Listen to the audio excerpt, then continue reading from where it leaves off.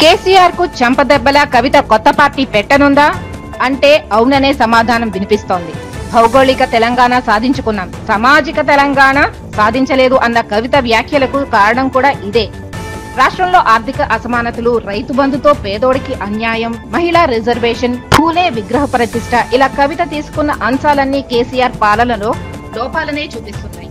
కేసీఆర్ కు మంచి పేరు తెచ్చిపెట్టిన రైతు బంధు పైన కూడా కవిత విమర్శలు చేసింది. అయినా కేసీఆర్ మౌనానికి కారణం ఏంటి అంటే వీటన్నిటి వెనుక ఏదో పెద్ద మతలబ్ ఉంది అని అంటున్నారు నెటిజన్లు. బాపు సీఎం అయితే నేనెందుకు సీఎం కాకూడదు అనుకుందో ఏంటో కొత్త పార్టీ వైపు అడుగులు వేస్తోంది. లిక్కర్ స్కామ్ తో పీకల్లోతు అవినీతిలో కూరుకున్న కవితను చేర్చుకునేందుకు ఇతర పార్టీలు విముఖత చూపడంతోనే కొత్త పార్టీ పెట్టేందుకు డిసైడ్ అయినట్లు టాక్ వినిపిస్తోంది. ఇప్పటికే కాంగ్రెస్ పై వస్తున్న వ్యతిరేకతతో నెక్స్ట్ నేనే సీఎం అన్న భ్రమలో ఉన్నాడు కేటీఆర్. అన్నకు పార్టీ పగ్గాలు ఇవ్వడం ఏమాత్రం సహించినట్లుగా కవిత ఉంది.